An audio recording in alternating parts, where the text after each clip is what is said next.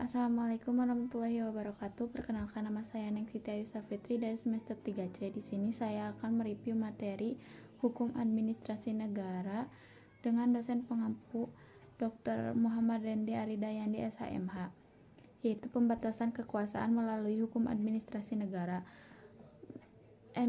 MC-Iver, kekuasaan tampil melalui wujud multibentuk maupun dari kedualistian eksistensian kekuasaan itu sendiri.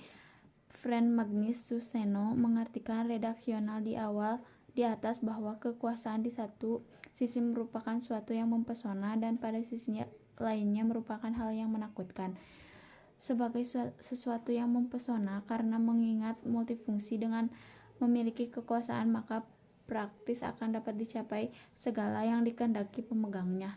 Menakutkan sebagai sebab penyelenggara kekuasaan dalam rangka mencapai maksud dan tujuan tertentu seringkali melanggar dan menentukan hak-hak hidup dalam esensi dari pihak-pihak yang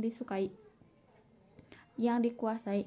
Kekuasaan adalah fungsional demi atau bagi tingkat kesejahteraan hidup masing-masing individu dan negara masing-masing. Cara membatasi kekuasaan atau mengawasi diantaranya moralitas atau religius, etika, hukum. Membuat sanksi konkret. Kekuasaan hukum dan administrasi negara. Satu pengertian dan sumber kekuasaan negara. Kekuasaan secara etimologi diartikan sebagai kemampuan berbuat dan atau bertindak. Power is a ability to do or as. Menurut kamus hukum, kekuasaan diartikan suatu kemampuan yang terdapat di dalam hubungan antar manusia. Miriam Budiarjo, kekuasaan adalah kemampuan seseorang atau sekelompok manusia untuk mempengaruhi tingkah laku seseorang atau kelompok lain sedemikian rupa. Osipka Fleck-Tim, kekuasaan adalah merupakan keseluruhan dari kemampuan, hubungan dan proses-proses yang menghasilkan ketaatan dari pihak lain untuk tujuan-tujuan yang ditetapkan oleh pemegang kekuasaan. Gede Panja Astawa, beberapa hal esensial tentang kekuasaan yaitu merupakan kemampuan untuk mempengaruhi. 2. Terdapat di dalam suatu interaksi sosial. 3. Mencakup seluruh hubungan dan proses yang terdapat pada interaksi sosial. 4. Mengandung aspek paksaan atau memaksa. 5. Mempunyai maksud dan tujuan penyelenggaraan. Kekuasaan negara diartikan oleh kemampuan organisasi kehidupan sosial dalam suatu wilayah untuk memaksa seluruh golongan dan kelompok sosial yang ada. Sumber kekuasaan meliputi 1. Kekuatan atau kekerasan fisik, B. Kedudukan atau jabatan, C. Kekayaan, D. Kepercayaan atau keyakinan, E. Keterampilan atau keahlian. 5. Paham kedaulatan, diantaranya 1. Paham kedaulatan Tuhan Agustinus klasik dan Thomas Aquinas modern. 2. Paham kedaulatan Raja Thomas Hobbes, penguasaan negara raja. Paham kedaulatan negara George Jelinek dan Paul Laban. 4. Paham kedaulatan rakyat Jean-Jacques Rousseau, John Locke, Montesquieu.